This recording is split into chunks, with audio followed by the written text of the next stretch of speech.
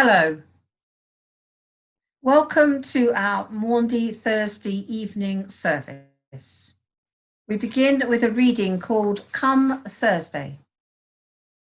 Come Thursday, the powers that be were being themselves, lining up lackeys to do their dirty work, taking money from petty cash to pay a bribe under the table. Jesus was up early, working out his frustrations as he kneaded the bread, letting the grace rise to a double measure. Decanting the wine, he laughed as the rich bouquet of hope, with just a hint of promise, filled the room.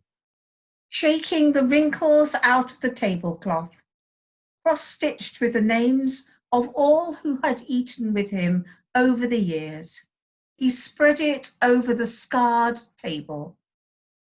Now everything was ready come Thursday.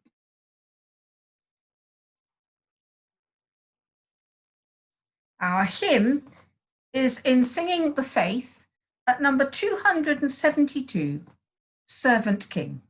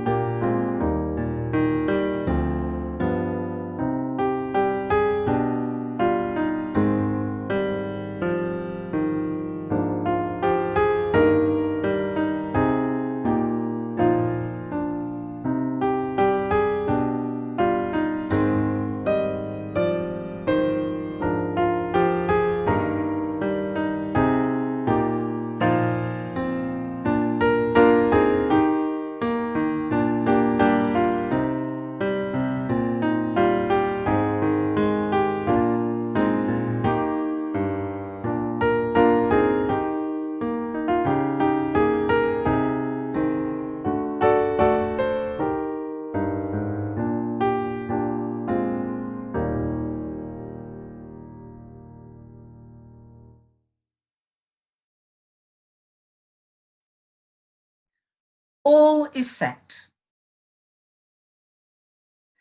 All is set. Following his instructions, we've rented a room, arranged the food. It'll be just Jesus and us, a good night.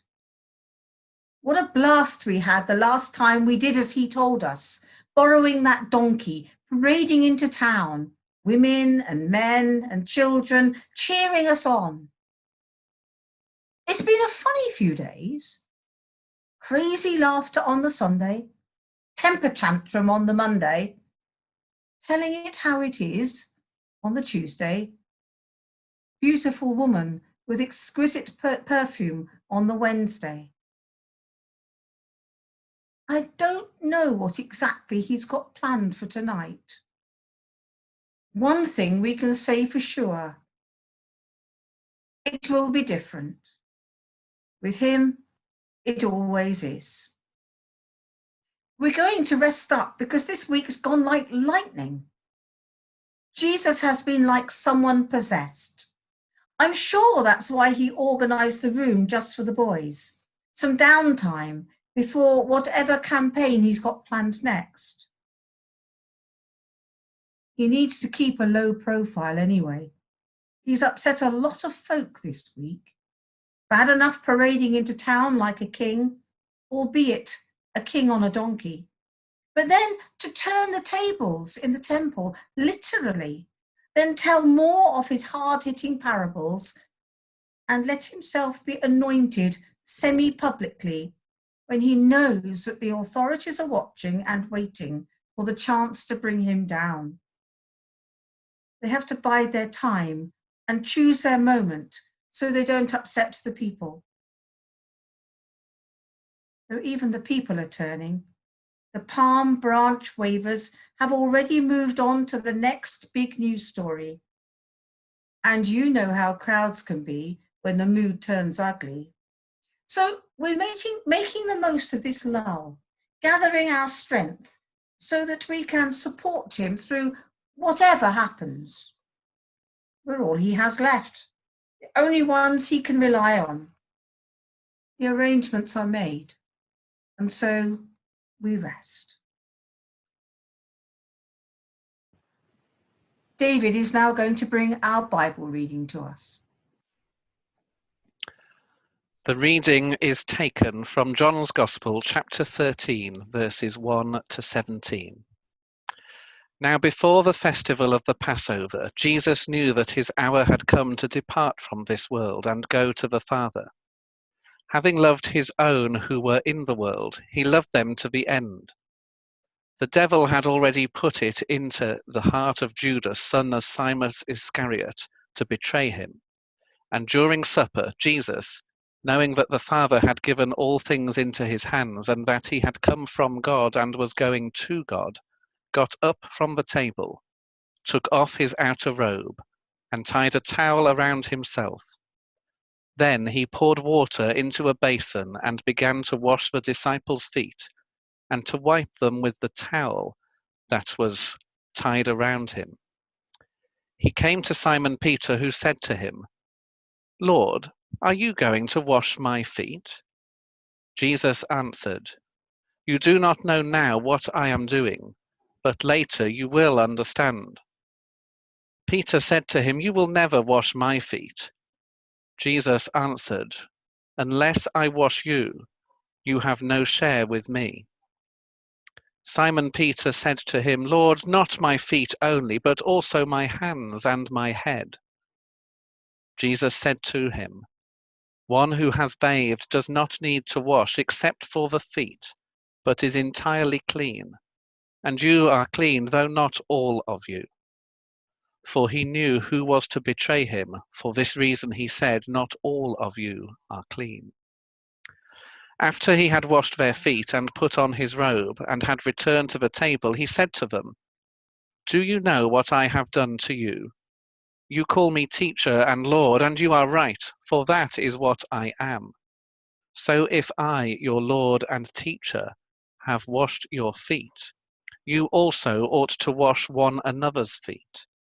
For I have set you an example that you also should do as I have done to you. Very truly I tell you, servants are not greater than their master, nor are messengers greater than the one who sent them. If you know these things, you are blessed if you do them. This is the word of the Lord. Thanks be to God. And now a reading called Feet.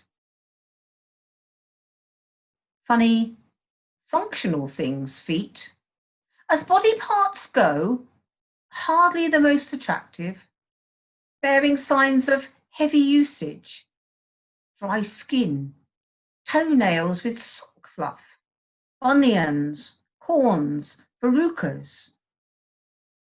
Often the innocent victims of torturous footwear, and the scent is not always appealing.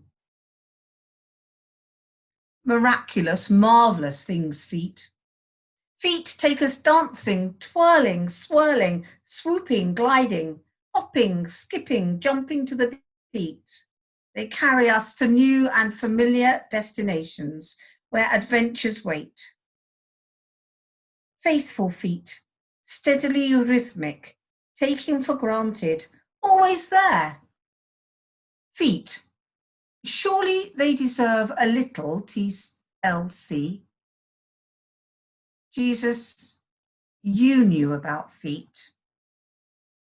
Dusty feet, hot feet, tired feet, foot etiquette.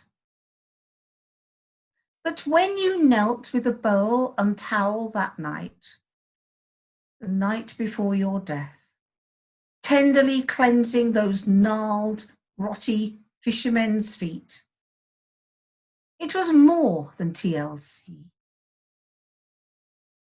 You took the part of a slave, humbled yourself to dust. And right there on the ground, at foot level, you showed us what love and God is all about. And then you invited us to do the same. Funny and functional, miraculous and marvellous things, feet.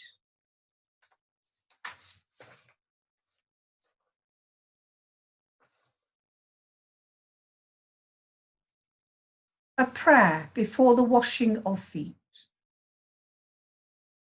God of dirty hands and tired feet, taking people as they come, kneeling and healing, touching where others turn away. Forgive us when we want to be too clean. Forgive us when we despise life for the messy business it is.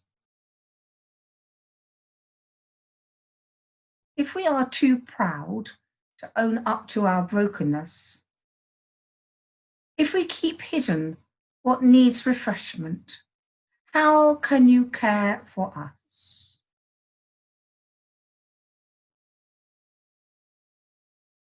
You can care. And this is how. When we are ready to move from distance to involvement, from intent to touch, then you will wash the feet that tire on rocky roads. You will care and heal beyond our expectation. Thanks be to God. Amen.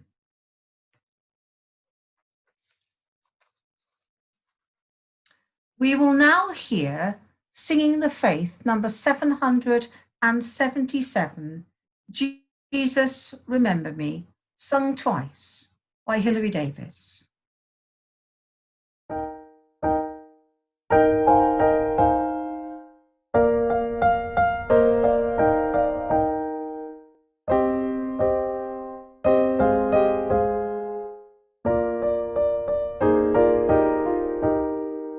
Jesus, remember me when you come into your kingdom. Jesus, remember me when you come into your kingdom. Jesus, remember me when you come into your kingdom. Jesus, remember me when you come into your kingdom.